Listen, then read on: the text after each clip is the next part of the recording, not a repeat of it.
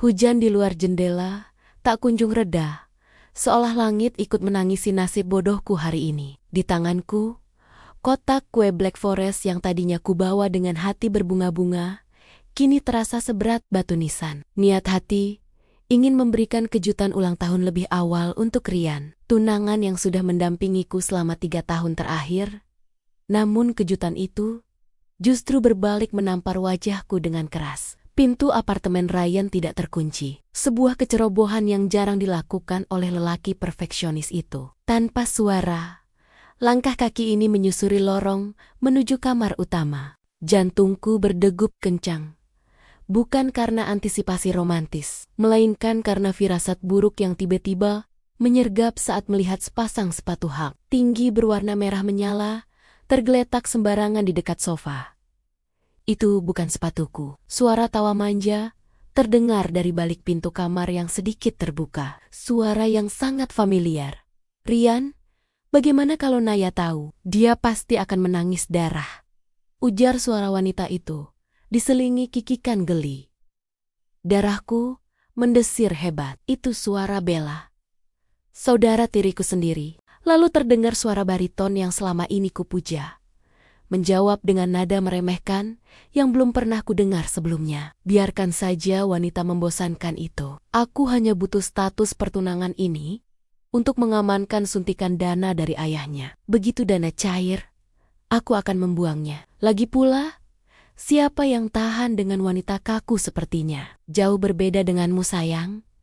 Duniaku runtuh detik itu juga." Dengan tangan gemetar, kudorong pintu kamar hingga terbuka lebar. Pemandangan di dalam sana membuat perutku mual. Rian dan Bella, 2 orang yang paling kupercaya, sedang berpelukan di atas ranjang dengan pakaian yang tak lagi lengkap. Keduanya tersentak. Wajah Rian memucat sesaat, namun dengan cepat berubah menjadi topeng dingin tanpa rasa bersalah. Sementara Bella, wanita ular itu justru tersenyum miring, menarik selimut untuk menutupi tubuhnya dengan gerakan santai yang memuakan. "Naya, kenapa tidak mengetuk?" Rian bertanya datar, seolah aku adalah tamu tak diundang yang mengganggu waktu minum tehnya. Kotak kue di tanganku jatuh, menghantam lantai. Krim coklat berantakan kemana-mana, sama hancurnya dengan hatiku. 3 tahun Rian. "Dan kau bilang aku membosankan?" Rian bangkit, mengancingkan kemejanya dengan tenang. "Jangan dramatis, Naya. Karena kau sudah melihat semuanya, kita akhiri saja sandiwara ini. Jujur saja, aku muak berpura-pura mencintaimu. Dan kau, Bella." Suaraku parau, menahan tangis yang mendesak keluar. Bella mengibaskan rambut panjangnya. "Jangan salahkan aku, kakak. Cinta itu butuh gairah, bukan sekadar kepatuhan. Rian butuh wanita yang bisa mengimbanginya, bukan boneka pajangan sepertimu." Tanpa bisa menahan diri, kulepaskan cincin pertunangan bertahta berlian yang ternyata palsu. Sama seperti cinta pemiliknya dan melemparnya tepat ke wajah Rian. Logam kecil itu menggores pipinya, meninggalkan jejak merah tipis. "Kita selesai," desisku, lalu berbalik dan berlari keluar, menembus hujan yang kian deras, membiarkan air langit menyamarkan air mata yang tumpah ruah.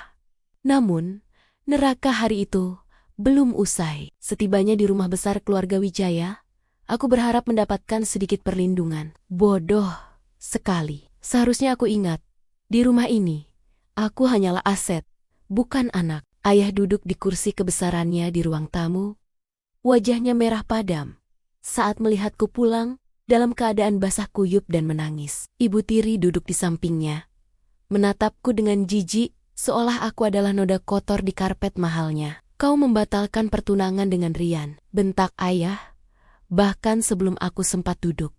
"Apa kau gila, Naya? Bisnis kita sedang di ujung tanduk. Kerjasama dengan keluarga Rian bernilai 50 miliar rupiah. Kau mau menghancurkan semuanya hanya karena emosi sesaat?" "Ayah, dia berselingkuh dengan Bella." Aduku, suaraku bergetar hebat. Mereka tidur bersama di apartemen Rian. Hening sejenak. Aku menunggu kemarahan ayah meledak pada Bella. Namun, ibu tiri justru tertawa kecil. "Ah, Wajar saja, laki-laki butuh hiburan. Seharusnya kau introspeksi diri, Naya. Kalau kau becus melayani calon suami, Rian tidak akan mencari wanita lain. Jangan seret Bella dalam ketidakmampuanmu. Ayah mengangguk setuju, membuat hatiku semakin remuk. Benar kata ibumu, lupakan soal perselingkuhan itu. Minta maaf pada Rian dan lanjutkan pernikahan bulan depan. Aku tidak mau, teriakku. Untuk pertama kalinya, berani melawan. Aku bukan barang dagangan. Kalau kau tidak mau kembali pada Ryan, baiklah, sahut ayah dingin. Matanya berkilat kejam. Aku punya solusi lain. Tuan Besar Wang, rekan bisnisku dari kota sebelah, baru saja kehilangan istrinya. Dia bersedia menyuntikkan dana 70 miliar rupiah, asal dia bisa mendapatkan istri muda yang penurut. Besok malam, kau akan makan malam dengannya, dan langsung menandatangani akta nikah. Tuan Besar Wang, pria tua bangka, yang umurnya 3 kali lipat umurku, yang terkenal kasar dan memiliki reputasi mengerikan dengan wanita. Ayah tega. Pilih Naya. Potong.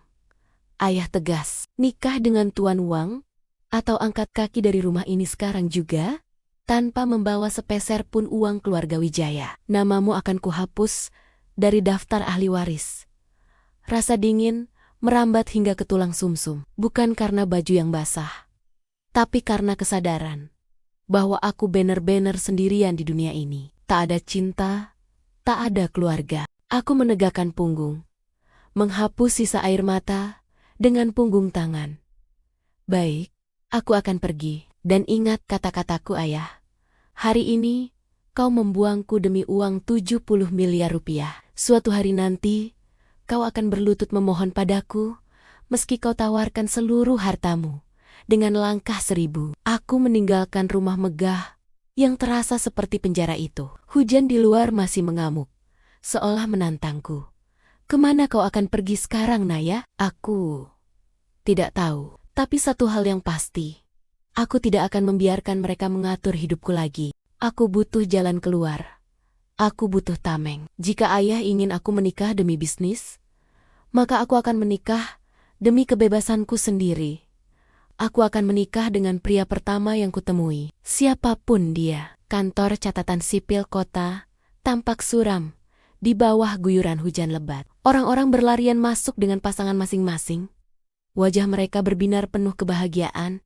Kontras sekali dengan wajahku yang sembab dan pucat pasi. Aku berdiri di bawah atap lobi, menggigil kedinginan. Mataku memindai setiap pria yang lewat seperti elang yang mencari mangsa. Bukan. Aku tidak mencari cinta, aku mencari seseorang yang cukup putus asa, atau cukup gila untuk menikahiku detik ini juga.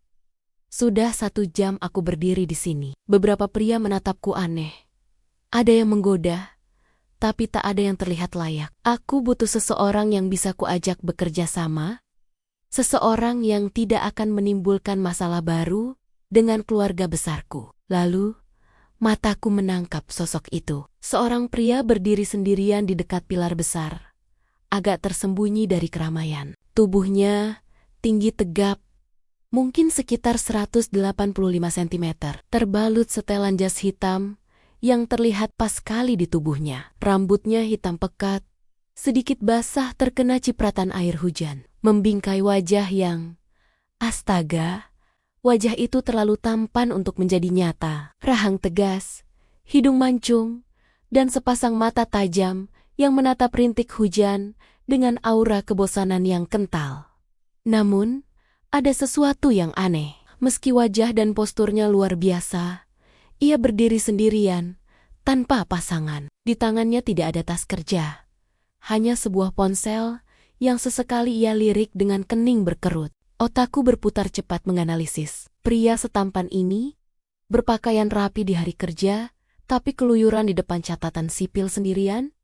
Hanya ada 2 kemungkinan. Pertama, dia baru saja ditinggal kabur calon istrinya. Kedua, dia adalah seorang model majalah yang kurang laku, atau mungkin seorang host pria penghibur kelas atas yang sedang menunggu klien kaya. Mengingat betapa sempurnanya fisik lelaki itu, tebakan keduaku semakin kuat. Jas yang dipakainya terlihat bagus.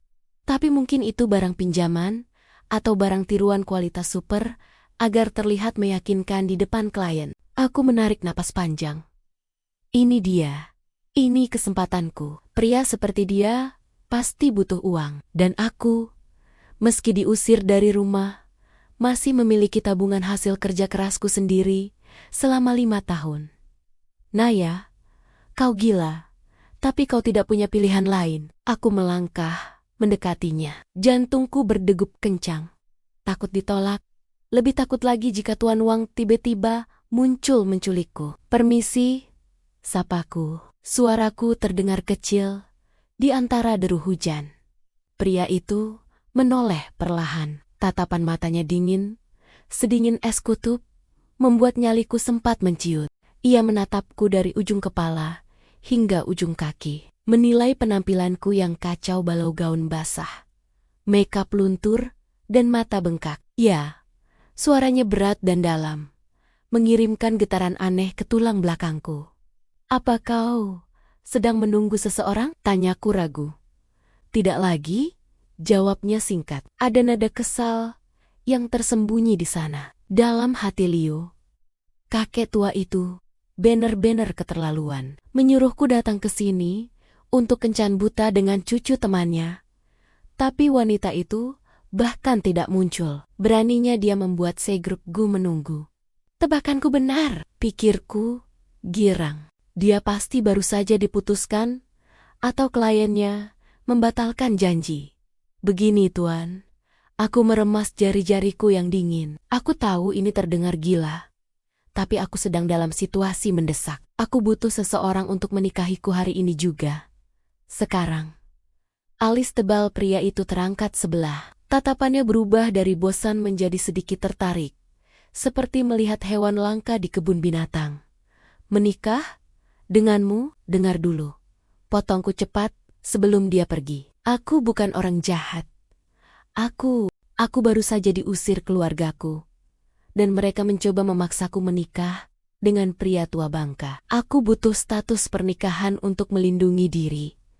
Aku menatap matanya lekat-lekat, berusaha menyalurkan keseriusanku. Aku lihat penampilanmu sangat menarik. Kau pasti seorang model? Atau, ya, seseorang yang bekerja di industri hiburan kan? Aku tahu hidup di kota ini keras. Biaya perawatan wajah, baju bagus, sewa apartemen, semuanya butuh uang banyak. Sudut bibir pria itu berkedut sedikit, seolah menahan tawa. Kau mengira aku model, bukan? Aku menebak lagi. Atau host, tidak masalah apapun pekerjaanmu, aku tidak akan menghakimi. Yang kutawarkan adalah kesepakatan bisnis. Menikahlah denganku. Sebagai gantinya, aku akan menanggung biaya hidupmu. Pria itu terdiam, menatapku dengan intensitas yang membuat lututku lemas. Kau mau menafkahiku? Tanyanya pelan. Nada suaranya sulit ditebak. Aku punya tabungan. Ujarku cepat, berusaha meyakinkan. Sekitar 200 juta rupiah. Dan aku punya pekerjaan tetap sebagai desainer grafis dengan gaji 15 juta rupiah per bulan. Itu cukup untuk menyewa apartemen sederhana dan makan enak sehari-hari. Aku juga akan memberimu uang saku bulanan. Kau tidak perlu khawatir soal uang lagi.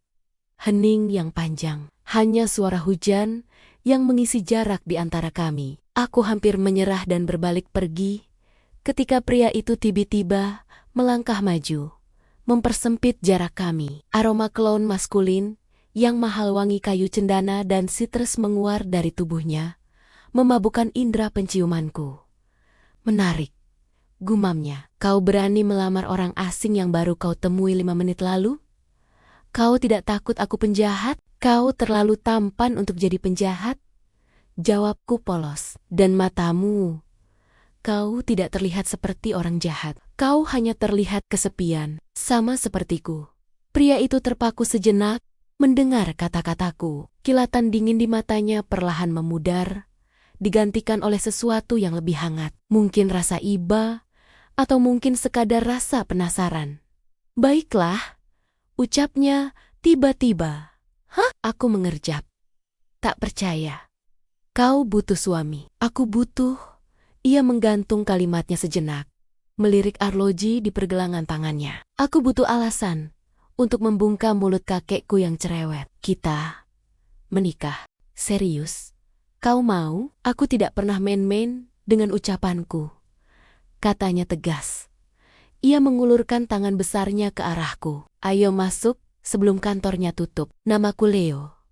Aku menyambut uluran tangannya. Tangan itu besar, hangat, dan kasar, bukan tangan halus seorang model manja. Pikirku sekilas, tapi aku mengabaikannya. Aku Naya. Kami berjalan berdampingan masuk ke gedung catatan sipil. Di kepalaku, aku berpikir telah mendapatkan suami bayaran yang tampan untuk menyelamatkan hidupku. Tanpa kusadari, pria di sampingku ini bukanlah model miskin yang butuh santunan. Dia adalah Leo Gu, Presiden Direktur Gu Corporation, konglomerat yang kekayaannya bisa membeli seluruh kota ini, termasuk harga diri keluarga yang telah membuangku. Dan saat dia menandatangani kertas pernikahan itu, dia bukan hanya menyerahkan namanya, tapi juga seluruh dunia yang ada dalam genggamannya, tepat ke telapak tanganku. Roda nasibku baru saja berputar. Tapi, aku belum menyadarinya. Keluar dari gedung catatan sipil, hujan akhirnya berhenti, menyisakan aroma aspal basah dan udara dingin yang menusuk tulang. Di tanganku, 2 buku nikah berwarna merah dan hijau terasa nyata sekaligus absurd. Baru 1 jam yang lalu, aku adalah wanita yang dicampakkan dan diusir. Kini aku adalah seorang istri. Aku melirik pria di sampingku. Leo sedang menatap buku nikah di tangannya dengan ekspresi yang sulit kubaca. Keningnya berkerut, seolah ia sedang mencoba memecahkan kode nuklir, bukan sekadar melihat dokumen pernikahan. Kenapa? Menyesal? Tanyaku pelan. Rasa takut kembali merayap. Leo menutup buku kecil itu dan memasukkannya ke saku jas bagian dalam. Tidak. Hanya sedikit. Tidak terduga. Pagi ini, aku bangun sebagai lajang. Sore ini aku sudah punya istri yang memungutku di pinggir jalan. Aku tersenyum kecut. Anggap saja nasib kita sedang lucu hari ini. Ayo, kita pulang. Apartemenku tidak jauh dari sini. Tapi, kita harus naik taksi. Mobilku. Aku lupa. Mobil itu milik kantor ayah. Jadi aku meninggalkannya di rumah. Kami menaiki taksi biru yang melintas. Sepanjang perjalanan, keheningan terasa canggung. Leo duduk dengan postur tegak sempurna, kakinya yang panjang, tampak kesulitan mendapat ruang di kursi belakang taksi yang sempit. Melihatnya seperti melihat seekor singa yang dipaksa masuk ke kandang kucing. Setibanya di gedung apartemen, rasa minder mulai menyerangku. Ini adalah kawasan hunian kelas menengah ke bawah. Cat dinding gedung sudah mulai mengelupas di beberapa bagian, dan aroma masakan tetangga bercampur aduk di lorong. Aku membuka pintu.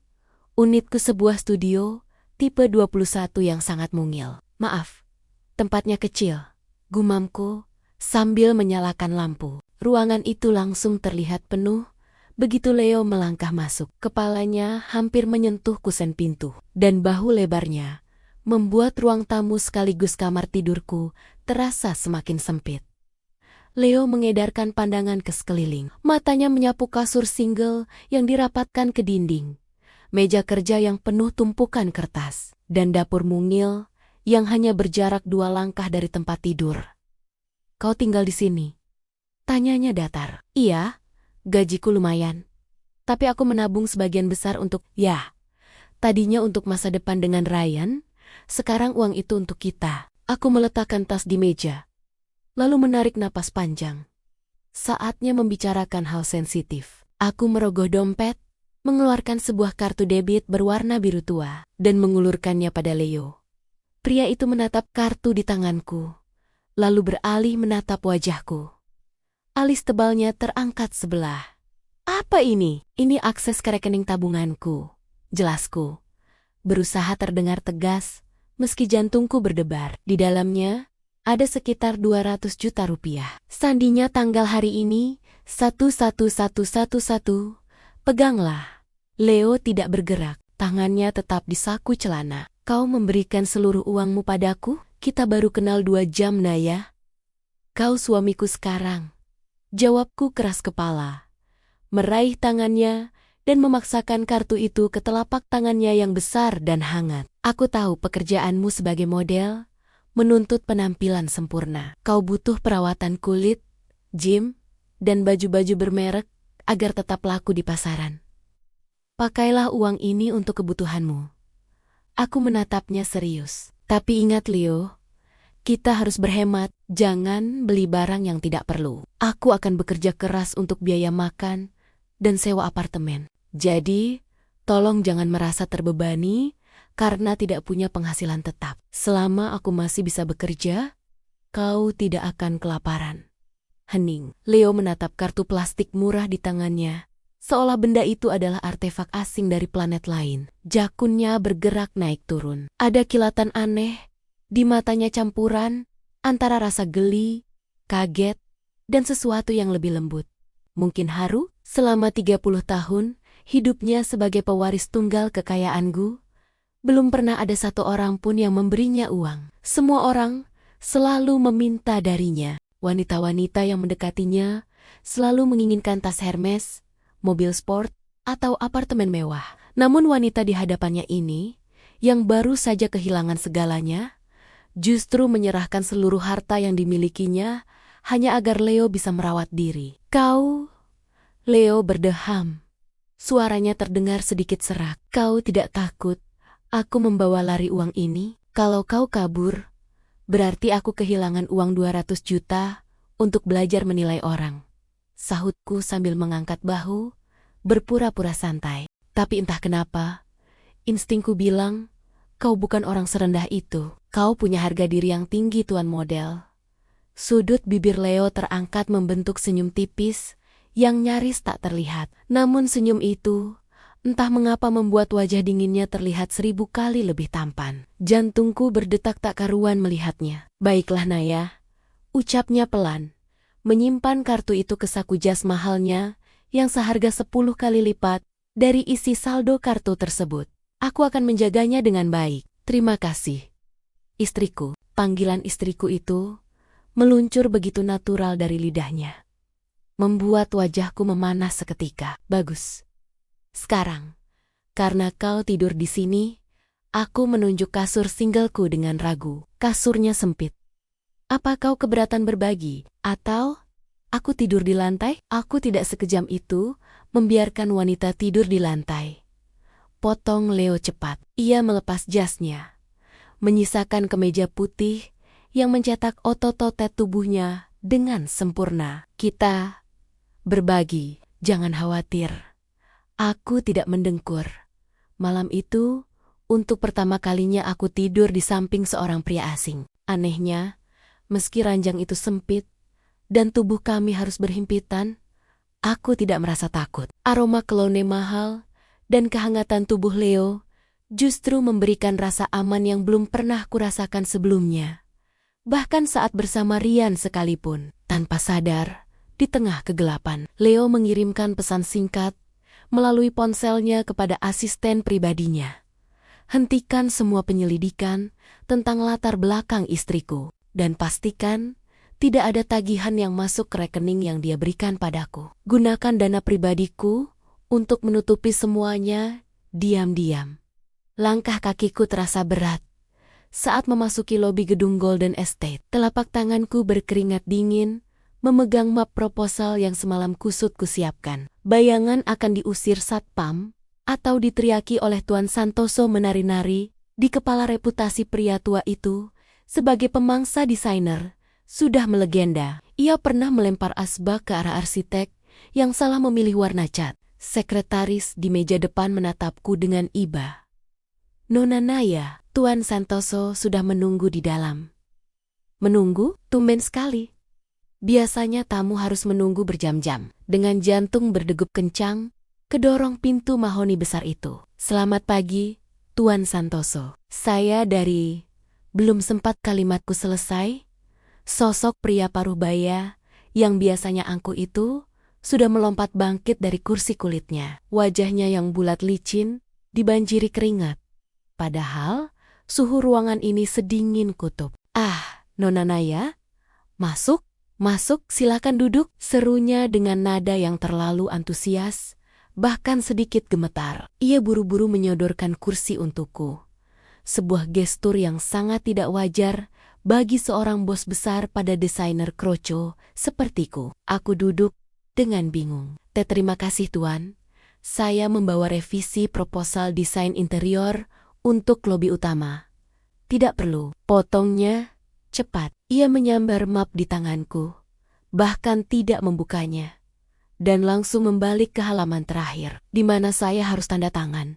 "Di sini?" "Baik." Mataku membelalak. "Tuan, Anda tidak mau melihat desainnya dulu? Konsepnya minimalis modern, dengan sentuhan. Saya percaya selera Anda, sangat percaya." Tuan Santoso tertawa gugup sambil menggoreskan pena mahalnya di atas kertas kontrak. Tangannya terlihat gemetar hebat. "Desain dari Creative Design pasti yang terbaik. Ngomong-ngomong, sampaikan salam hormat saya pada suami Anda. Katakan padanya, saya sangat kooperatif." "Ya, sangat kooperatif. Suamiku, Leo, kenapa klien properti raksasa ini menitipkan salam pada seorang model majalah yang tidak terkenal? Mungkin dia salah orang. Atau mungkin Leo pernah menjadi model iklan perumahan ini. Sudahlah. Yang penting, kontrak senilai 5 miliar rupiah ini sudah di tangan." Terima kasih banyak Tuan." Keluar dari ruangan itu, aku merasa seperti berjalan di atas awan. Ini keajaiban. Murni keajaiban. Kembali ke kantor, kehebohan langsung meledak. Aku melempar map kontrak itu ke meja Pak Rudi. Sudah ditandatangani. 5 miliar rupiah. Proyek ini milik kita. Rahang Pak Rudi jatuh hingga hampir menyentuh meja. Di sudut ruangan, Bella yang sedang memoles lipstik langsung terdiam kaku. Wajah cantiknya berubah pucat, seolah baru saja menelan lemon utuh. "Tidak mungkin," desis Bella, lalu merebut map itu dan memeriksa tanda tangannya. Asli, stempel basah perusahaan Golden Estate tertera jelas.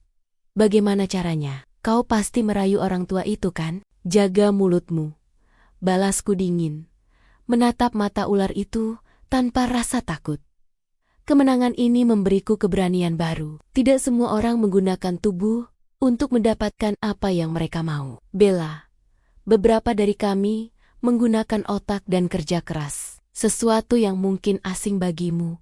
Aku berbalik meninggalkan ruangan itu, mengabaikan Pak Rudi yang tergagap mencoba memujiku kembali. Hari ini, aku pemenangnya. Malam itu, aku memutuskan untuk merayakan kemenangan kecil ini bersama Leo.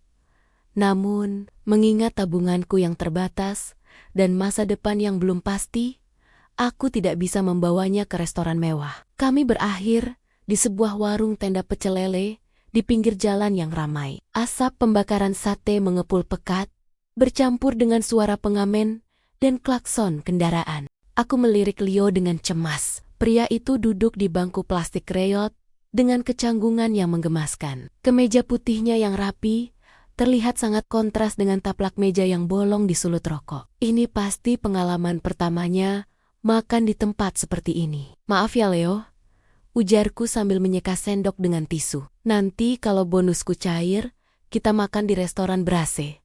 Hari ini kita hemat dulu. Tapi percayalah, sambal di sini juara dunia." Leo menatap piring di hadapannya lele goreng kering dengan lalapan lalu menatapku. Tidak ada rasa jijik di matanya, hanya rasa ingin tahu yang tulus.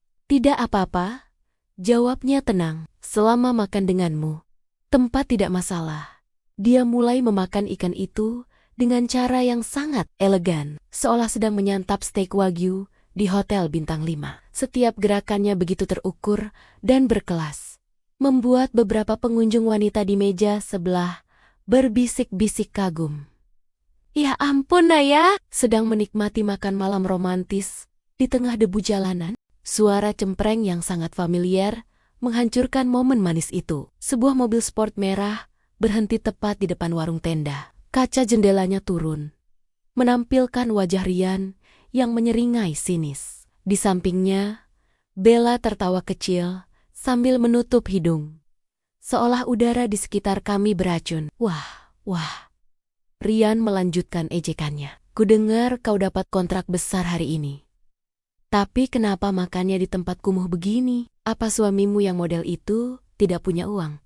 Bahkan untuk membelikanmu steak, darahku mendidih. Aku meletakkan sendok dengan kasar. Leo, tetap tenang. Terus mengunyah makanannya tanpa menoleh sedikit pun pada Rian. Sikap acuhnya itu justru membuat Rian semakin panas. "Hei, tuan model!"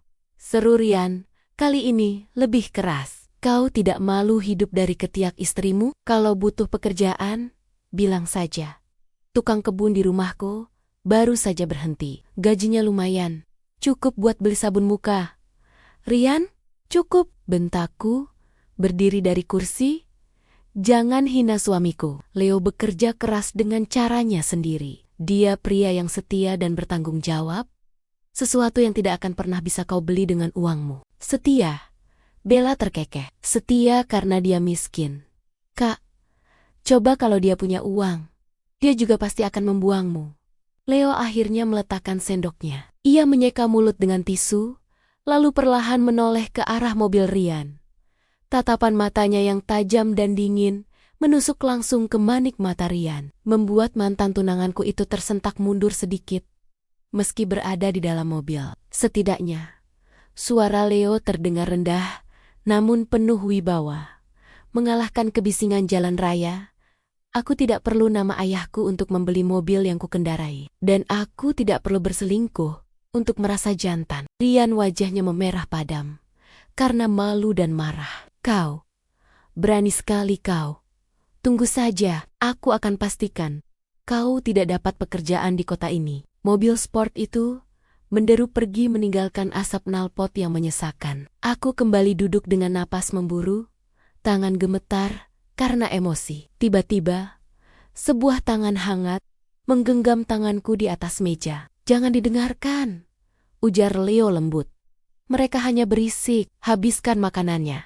Nanti dingin." Aku menatap suamiku. Di balik sikap tenangnya, aku tidak tahu bahwa di dalam kepalanya, Leo sedang menyusun rencana. Rencana untuk menghapus senyum sombong dari wajah Rian selamanya. "Terima kasih sudah membelaku," bisikku. Leo tersenyum tipis. Tugas suami? Ketenangan hidup baruku tidak bertahan lama. Keesokan harinya, sebuah panggilan telepon dari ayah menghancurkan moodku di pagi hari. "Naya, nenekmu akan merayakan ulang tahun ke-80 akhir pekan ini di Hotel Grand Royal." Suara ayah terdengar memerintah. "Bukan mengundang, kau wajib datang. Bawa suami barumu itu." "Aku sibuk." "Ya, tolakku malas. Aku tahu ini hanya jebakan. Mereka ingin mempermalukan Leo di depan keluarga besar. Lagi pula, aku sudah bukan bagian dari keluarga Wijaya kan?" "Jangan kurang ajar," bentak ayah.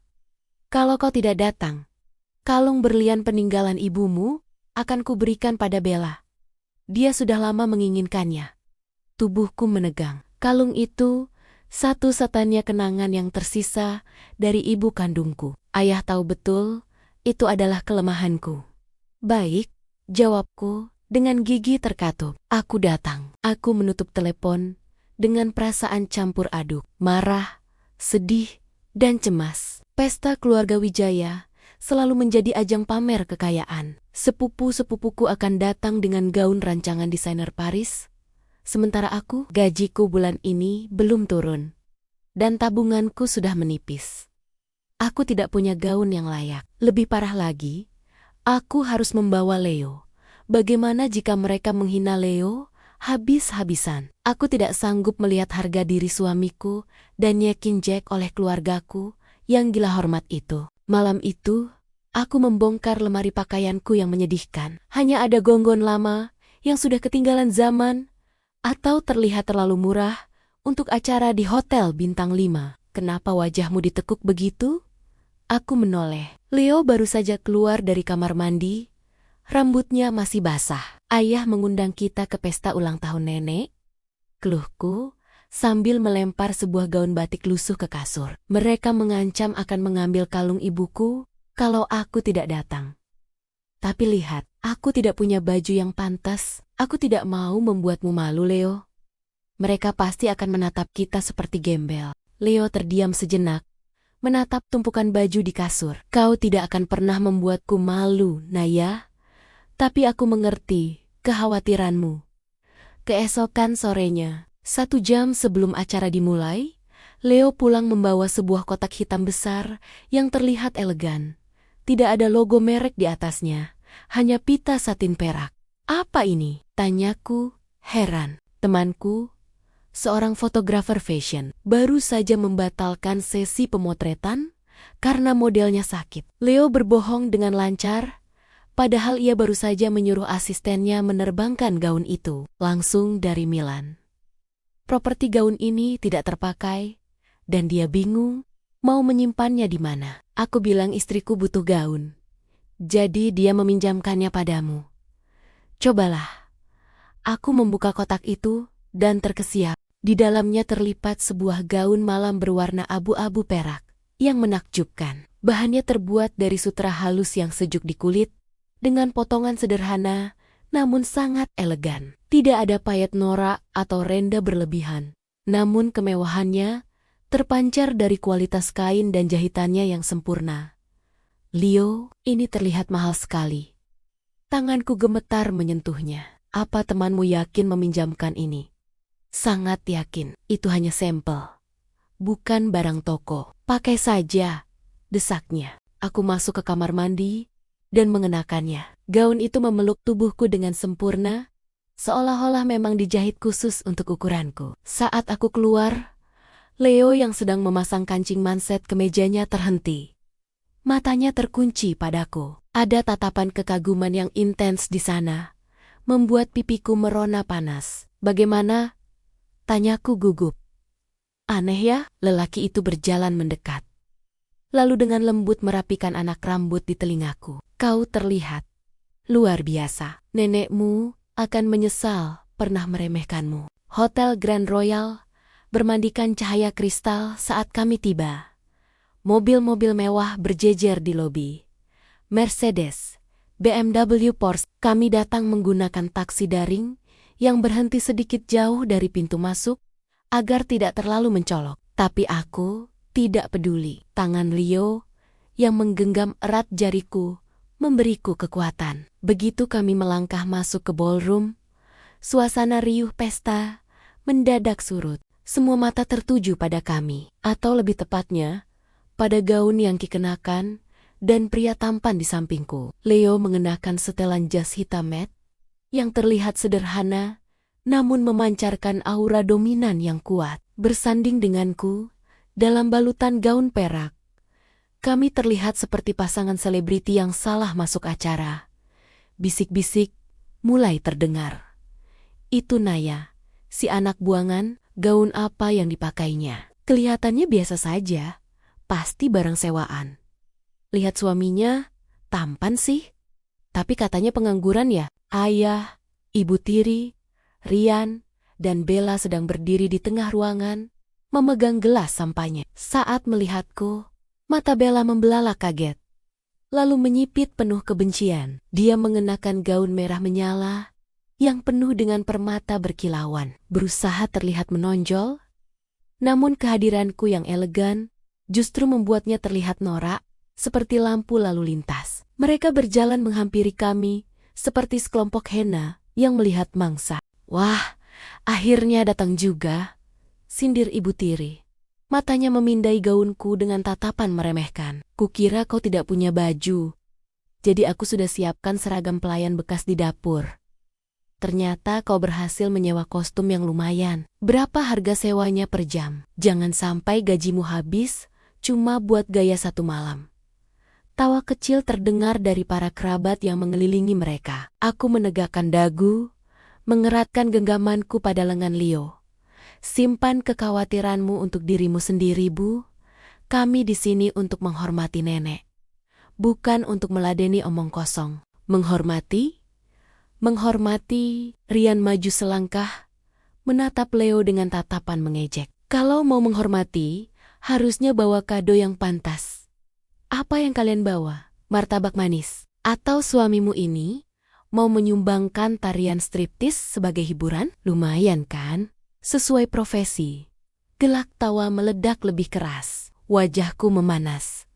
Penghinaan ini sudah keterlaluan. Namun, Leo tidak marah. Ia justru tersenyum tipis, senyuman yang tidak mencapai matanya. Senyuman predator sebelum menerkam. Kami membawa hadiah. Jawab Leo tenang. Suaranya berat dan mengintimidasi. Tapi aku khawatir kado kalian semua akan terlihat seperti sampah jika disandingkan dengan milik kami. Keheningan menyelimuti ruangan itu. Semua orang ternganga dengan keberanian atau kebodohan si model miskin ini. Sombong sekali, seru ayah marah. Dasar orang miskin tidak tahu diri. Security, awasi mereka.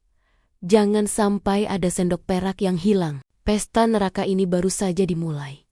Dan aku bisa merasakan, badai besar akan segera datang. Namun kali ini, aku merasa badai itu tidak akan menghancurkanku, melainkan menghancurkan mereka yang berdiri melawanku. Suasana di dalam ballroom Hotel Grand Royal terasa mencekik, seolah oksigen di ruangan ini telah disedot habis oleh ego keluarga besarku. Musik klasik yang dimainkan kuartet gesek di sudut ruangan tidak mampu meredakan ketegangan yang menguar dari lingkaran tempat kami berdiri. Ayah menatap Leo dengan pandangan merendahkan, seolah sedang melihat noda kotoran di sepatu mahalnya. Jadi, suara ayah memecah keheningan. Apa pekerjaanmu sekarang, anak muda? Masih mengandalkan wajah untuk merayu janda-janda kaya. Aku hendak membuka mulut untuk membela. Tapi tangan hangat Leo meremas pelan jemariku, memberi isyarat agar aku tetap tenang. Saya pekerja lepas, Pak Wijaya. Jawab Leo tenang. Nada suaranya datar, tanpa emosi. Kadang menjadi konsultan, kadang mengurus investasi Castle Koshilen. Rian tertawa terbahak-bahak. Suara tawanya sengaja dikeraskan agar menarik perhatian tamu lain. Konsultan? Investasi? Bilang saja pengangguran atau penipu. Naya, kau benar-benar menyedihkan. Dulu kau punya aku, pewaris tunggal grup Pratama. Sekarang kau memungut pria yang bahkan tidak punya kartu nama. Kebetulan sekali, Rian melanjutkan, seringai licik menghiasi wajahnya. Sopir pribadiku baru saja berhenti karena sakit. Gajinya 5 juta rupiah per bulan. Kalau suamimu mau, dia bisa melamar besok. Lumayan untuk beli rokok kan? Darahku mendidih hingga ke ubun-ubun.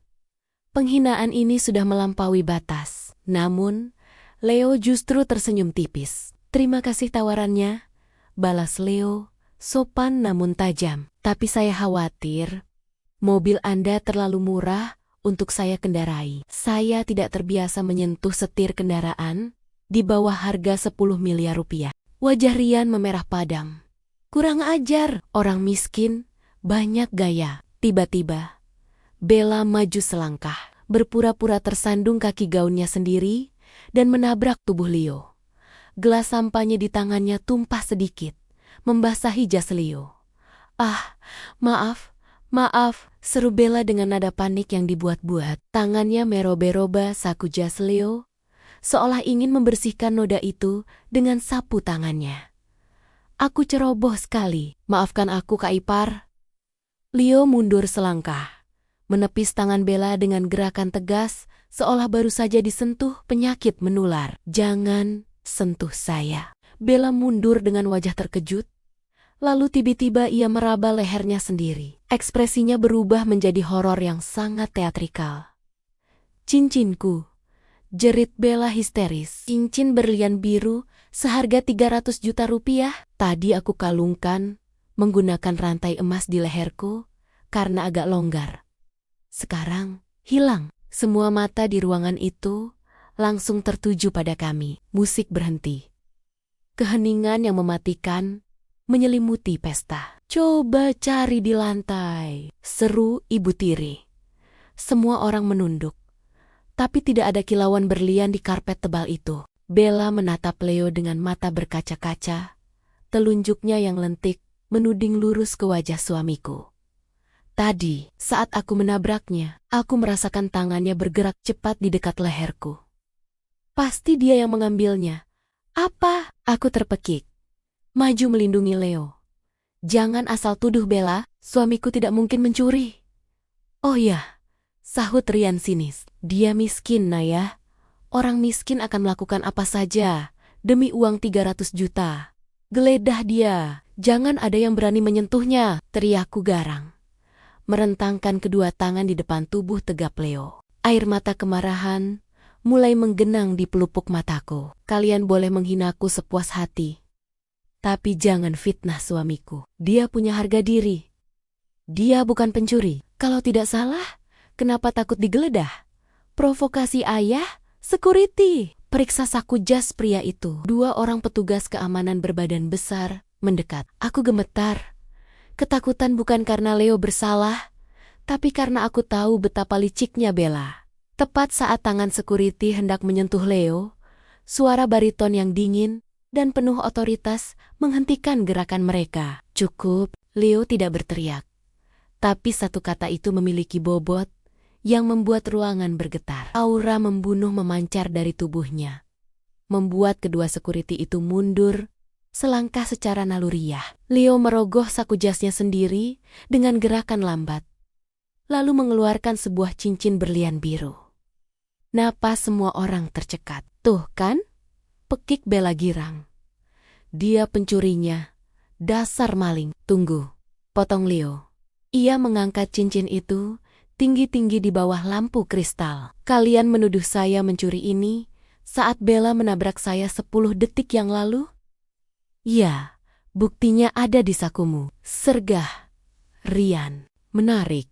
Ujar Leo santai. Karena saya melihat Nona Bella sendiri yang menyelipkan benda ini ke saku saya saat dia pura-pura jatuh. Dan untungnya, Leo menunjuk ke sudut plafon, tepat di atas kepala mereka. Kamera CCTV model terbaru di Hotel Bintang 5 ini punya resolusi 4 Kelvin dan merekam 30 bingkai per detik. Mari kita lihat siapa pesulap sebenarnya di sini.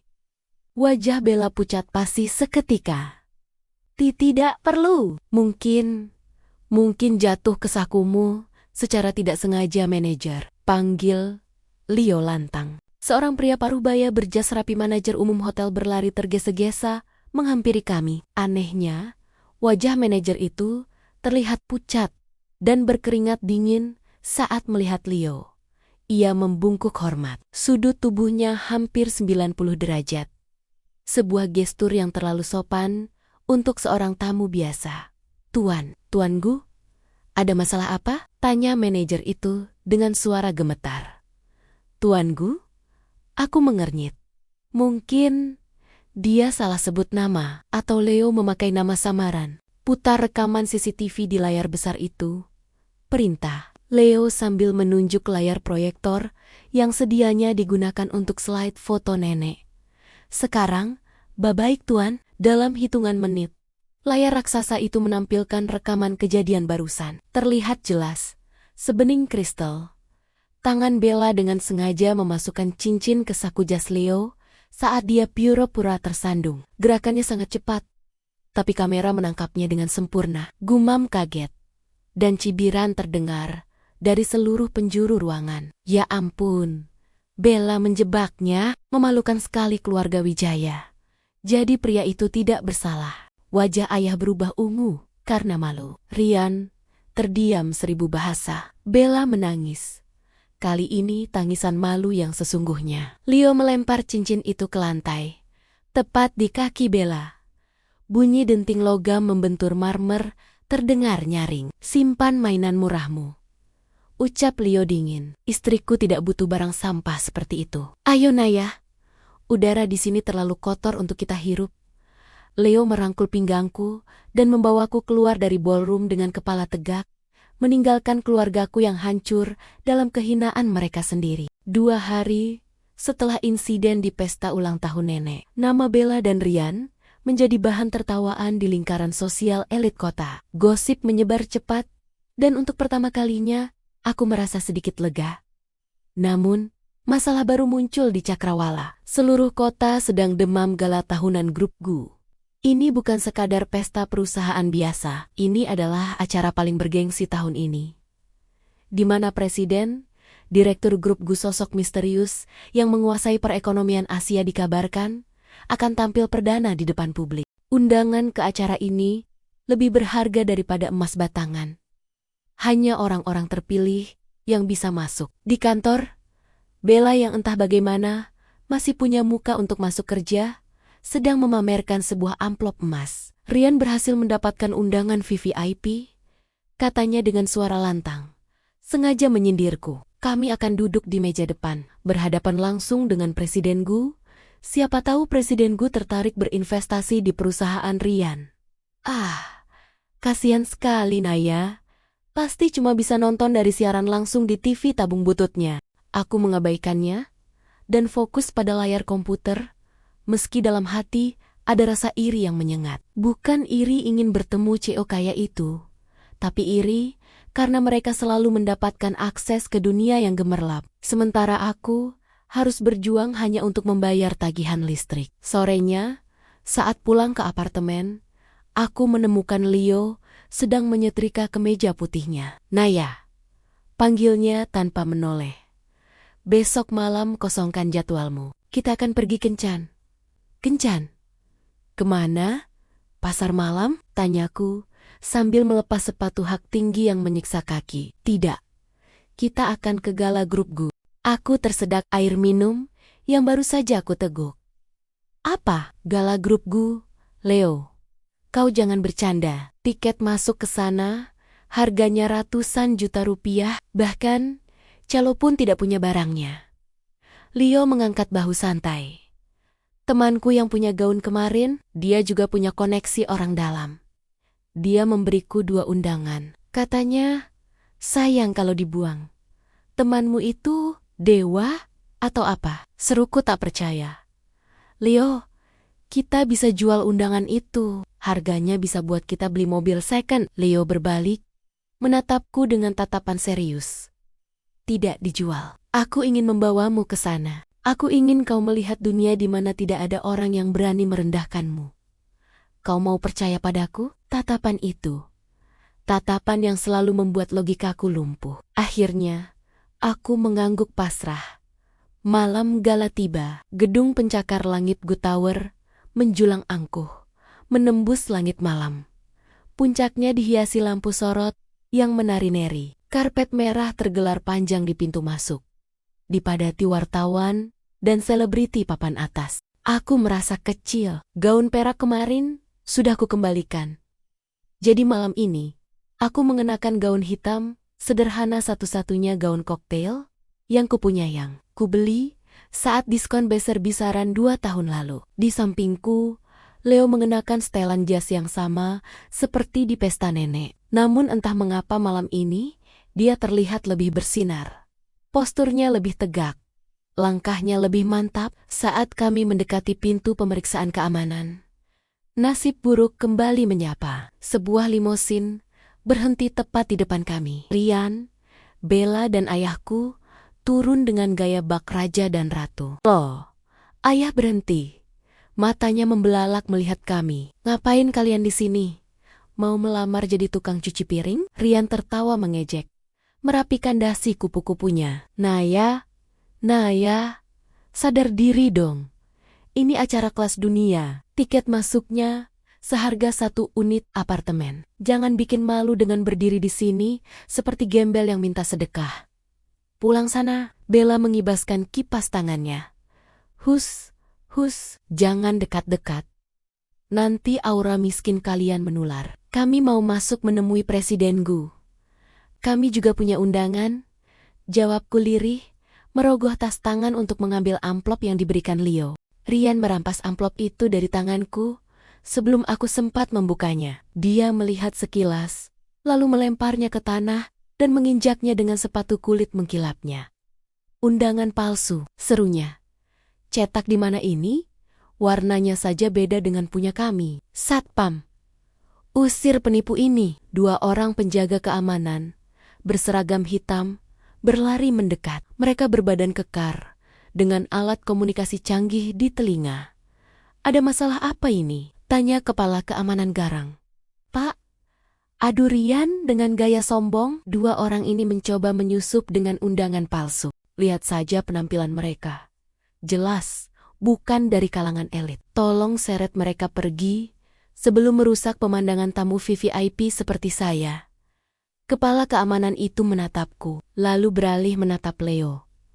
Detik itu, waktu seolah berhenti. Mata kepala keamanan itu melebar. Wajah garangnya runtuh seketika, digantikan oleh ekspresi panik dan hormat yang luar biasa. Dia mengenali Leo. Tentu saja dia kenal. Leo adalah bos tertingginya, pemilik gedung tempat dia berdiri. Leo hanya menatap kepala keamanan itu datar, lalu meletakkan jari telunjuk di bibirnya. Sebuah isyarat diam yang sangat halus. Jangan bongkar sekarang. Kepala keamanan itu menelan ludah. Keringat dingin mengucur di pelipisnya. Ia mengangguk kaku, sangat kaku, lalu berbalik menghadap Rian. Maaf tuan, ucap kepala keamanan itu pada Rian dengan suara yang dipaksakan tegas. Kami sudah memeriksa. Undangan mereka valid. Justru Anda yang membuat keributan di karpet merah. Silakan masuk, atau kami yang akan menyeret Anda keluar. Rahang Rian jatuh. Apa? Kau buta? Lihat baju mereka. Masuk! Bentak kepala keamanan itu lebih keras. Rian dan ayah saling pandang dengan bingung. Mereka tidak berani membantah security group Gu yang terkenal tanpa ampun. Dengan mendengus kesal, mereka memungut undangan mereka dan masuk, sambil terus menoleh ke belakang, memberikan tatapan membunuh pada kami. Lihat saja nanti di dalam, desis Bella saat melewiku. Kalian pasti akan diusir saat pemeriksaan tempat duduk. Setelah mereka hilang di balik pintu putar raksasa, kepala keamanan itu membungkuk cepat ke arah Leo, begitu cepat hingga hampir tidak terlihat oleh orang lain, dan membukakan tali pembatas bludru untuk kami. Silakan tuan. Dan nyonya, ucapnya dengan nada gemetar. Aku menatap Leo bingung, sambil memungut amplop kami yang kotor bekas injakan Rian. Leo, kenapa satpam itu terlihat takut padamu? Dan kenapa dia membiarkan kita masuk, padahal undangan kita kotor? Leo tersenyum, mengambil amplop kotor itu dari tanganku, dan membuangnya ke tempat sampah terdekat. Kita tidak butuh kertas itu untuk masuk. Naya, jawabnya misterius, sambil menggandeng tanganku menuju pintu emas yang menjulang tinggi. Di dalam sana, kau akan mengerti segalanya. Siap untuk pertunjukan utamanya? Jantungku berdebar kencang. Ada sesuatu yang besar menanti di balik pintu itu. Sesuatu yang akan mengubah hidupku selamanya. Aku siap, bisikku.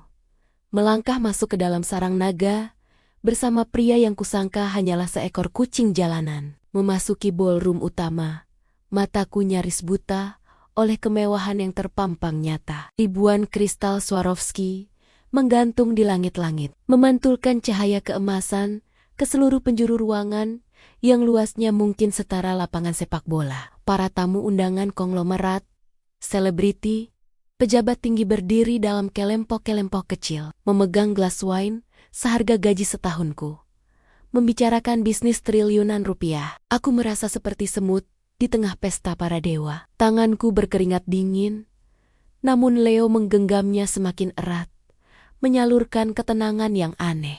Jangan menunduk, bisik Leo tepat di telingaku. Tegakkan kepalamu. Kau adalah wanita paling berharga di ruangan ini.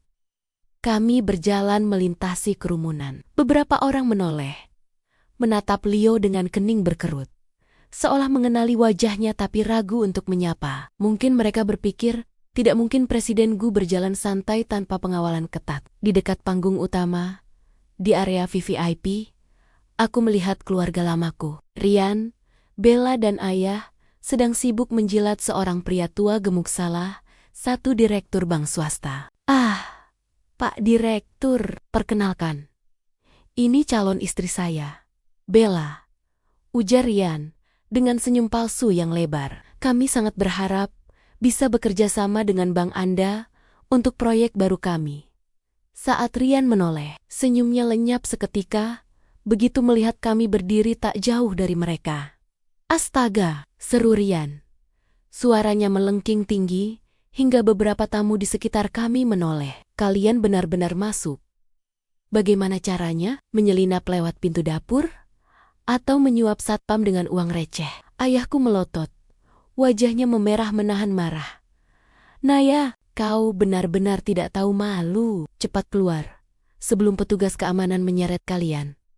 Kau mau membuat kami mati karena malu? Bella tertawa kecil di balik kipasnya. Sudahlah. Ya, biarkan saja mereka melihat sebentar bagaimana orang kaya hidup. Kasihan.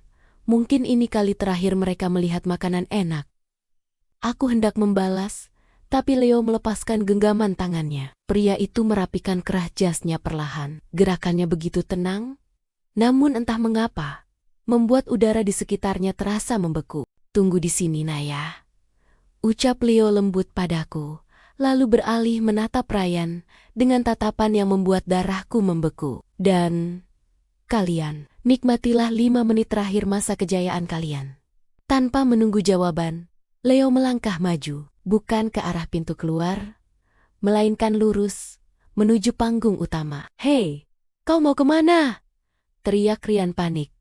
Itu panggung untuk presiden direktur. Orang gila, jangan bikin keributan. Ryan bahkan mencoba mengejar untuk menarik lengan Leo. Tapi entah dari mana, 4 orang pengawal berbadan tegap muncul dan menghalanginya. Ryan terpental, mundur. Lampu di seluruh ruangan tiba-tiba padam total. Hanya satu lampu sorot spotlight yang menyala, menyorot lurus ke arah panggung. Suara musik orkestra berhenti mendadak, digantikan oleh suara mic yang menggema lantang melalui pengeras suara. Hadirin sekalian, mohon perhatiannya. Jantungku berdegup kencang hingga rasanya sakit. Mataku terpaku pada sosok tinggi yang kini berdiri sendirian di tengah panggung, membelakangi kami. Sambutlah pemimpin kita. Sosok di balik kesuksesan Global Group GU, orang yang mengendalikan 40% perekonomian kota ini. Sosok itu berbalik perlahan. Lampu sorot menghantam wajahnya, mempertegas garis rahangnya yang tajam dan aura dominasi yang tak terbantahkan. Tuan muda Leo GU.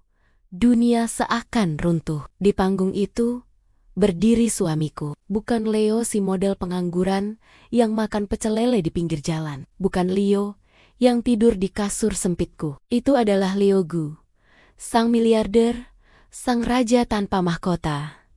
Tepuk tangan gemuruh meledak, memenuhi ruangan. Para direktur, CEO perusahaan multinasional, semuanya membungkuk hormat ke arah panggung. Namun di sudut VVIP, keheningan yang mencekam terjadi. Ryan menganga lebar.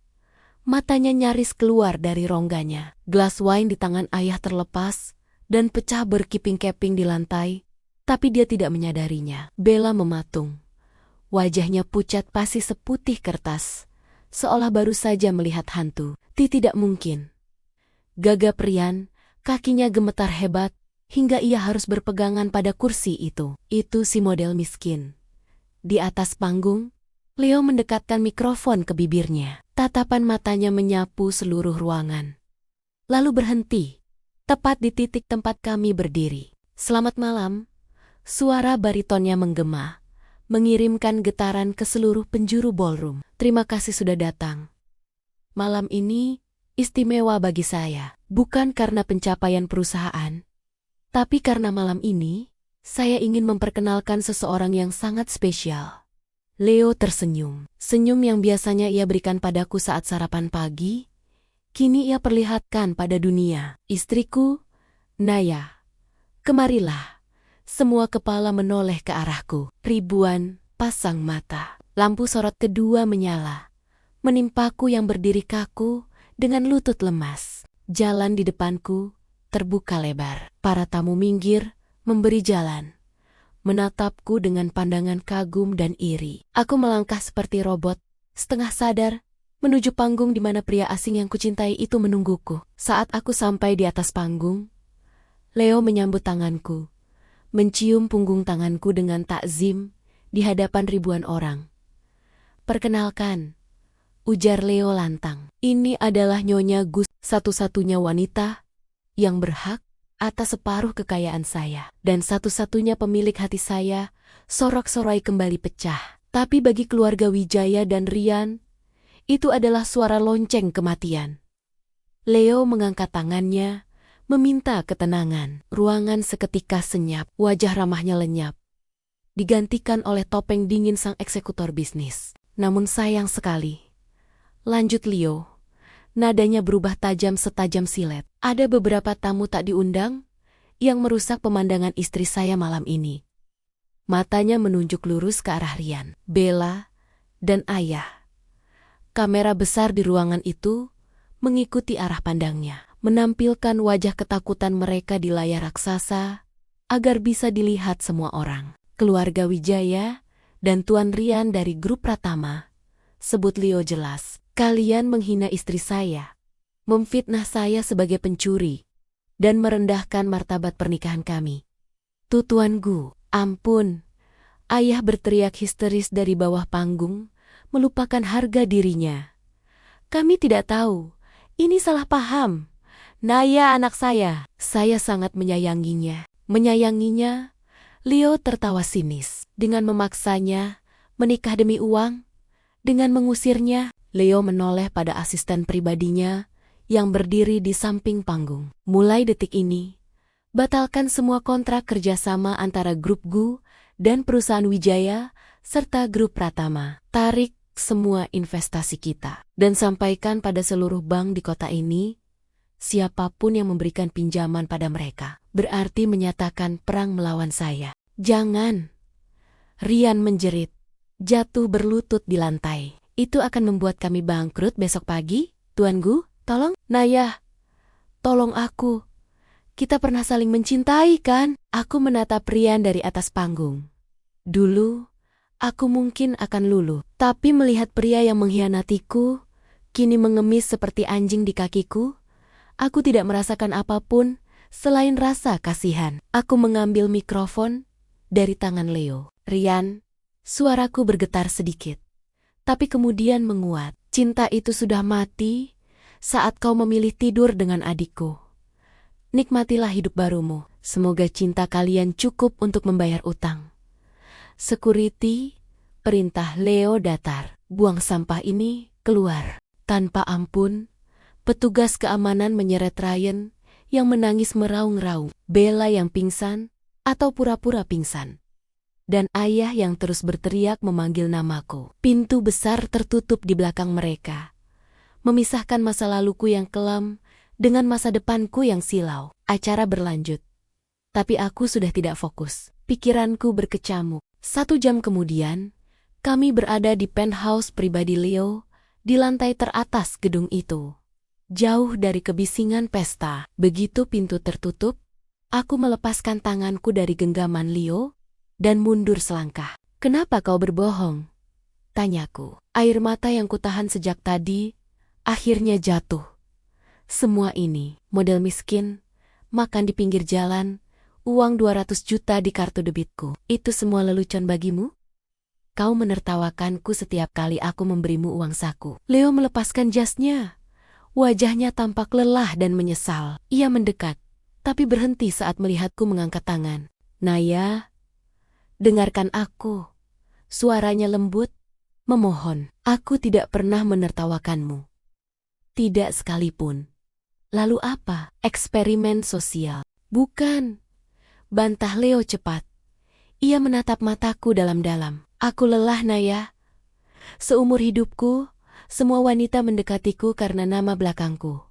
Karena uangku, kakekku selalu menjodohkanku dengan putri konglomerat yang bahkan tidak tahu warna favoritku. Aku ingin tahu, apakah ada seseorang di dunia ini yang bisa mencintai Leo sebagai Leo, bukan sebagai cowok grup Gu.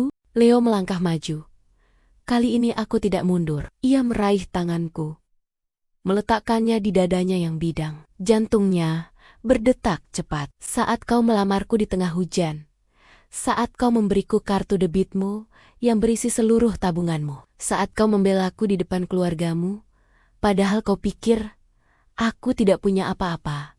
Saat itulah aku tahu, kau adalah wanita yang kucari. Leo mengambil dompetnya, mengeluarkan kartu debit biru milikku yang kumal. Kartu itu masih disimpannya dengan hati-hati. Uangmu masih utuh. Aku tidak pernah menyentuhnya. Tapi bagiku, kartu ini lebih berharga daripada seluruh aset grup Go, karena ini bukti ketulusanmu. Tangisku pecah. Rasa marah itu perlahan luntur, digantikan oleh kelegaan.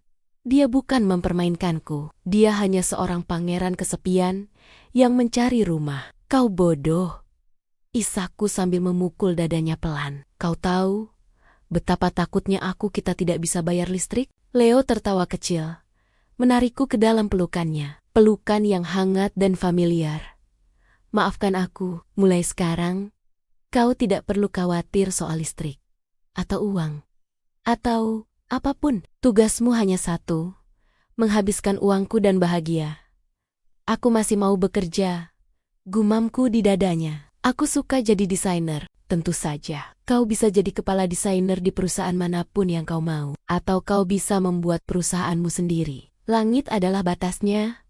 Nyonya Gu, Leo menuntunku ke balkon penthouse. Di bawah sana, lampu-lampu kota berkelap-kelip seperti lautan bintang. Angin malam menerpa wajah kami, membawa janji tentang masa depan yang tak terbatas. Rian dan keluargaku mungkin sekarang sedang meratapi nasib di jalanan yang dingin, menuai badai yang mereka tabur sendiri. Tapi di sini, di puncak dunia, aku berdiri di samping pria yang mencintaiku apa adanya. Aku, Naya, si gadis buangan, kini memiliki segalanya. Bukan karena aku menikahi miliarder, tapi karena aku berani bertaruh pada cinta di saat terburukku.